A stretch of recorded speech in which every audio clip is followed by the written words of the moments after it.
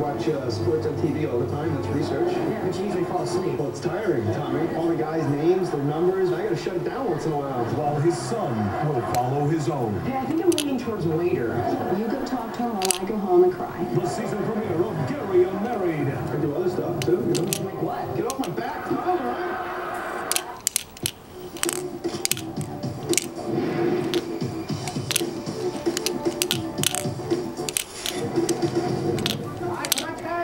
When you were a kid, your mother always told you not to play in the rain and mud. But if you're stationed in Korea, you'll get to do just that. The Boryong Mud Festival is held every summer at Daecheon Beach, come rain or shine. But a little moisture isn't enough to spoil the fun for Kimberly and Josiah Benoit. The first rule of Mudfest is you have to get covered in mud before you can play with the toys.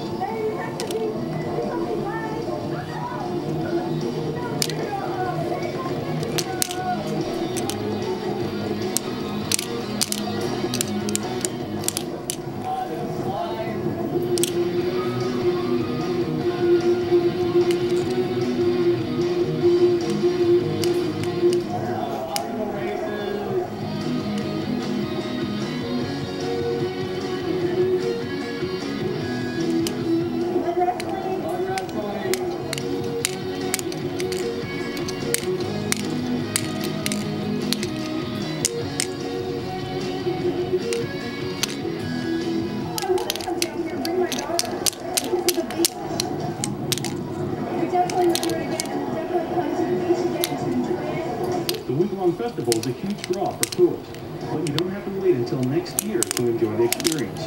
The Boryong Skin Clinic is right next to the beach and open year-round. So if you're looking for some dirty fun, forget what your mother told you and play in the mud at Daecheon Beach.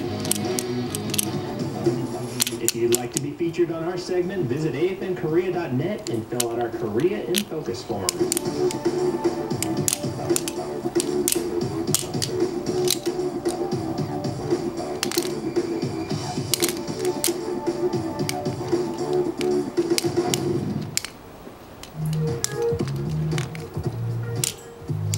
American eats fast food 4 times a week. And Chipotle is one of the fastest growing chains in the country. Founder Steve Ells set out to offer fast food with what we've been talking about today, with a conscience. I opened the first Chipotle in 1993 with the idea that just because it's fast doesn't mean it has to be a fast food experience. At the height of the lunch rush, it's all hands on deck. The grill is filled with chicken and steak, and we're sauteing vegetables and cooking beans, and we're mixing batter with rice. I think fast food to most people means cheap, highly processed, not good for you, not great quality. At Chipotle, it's just the opposite. Everything at Chipotle is fresh, never frozen, with the exception of corn. 45% or so of our beans are now organic. We buy produce from local family farmers in the months when it's available. That really contributes to the freshness and the nutritiousness of the food. We serve more naturally raised meat than any other restaurant company in the country. 100% of our chicken is naturally raised, 100% of our pork is naturally raised, and a little more than 60% of our beef now. I get for the chicken, or I get for those more tacos with the vinaigrette. Excellent. This year, Chipotle will serve about 70 million pounds of meat. It's really important to serve chicken that has never been given antibiotics and pork that's never been given antibiotics or growth hormones and is allowed to be outside and free-ranging. These make for better tasting meats and it's better for the environment. We think access to sustainably raised food shouldn't be a luxury. It should be an everyday occurrence. So Steve Ells, congratulations. Really. We need more of you. We need more of you.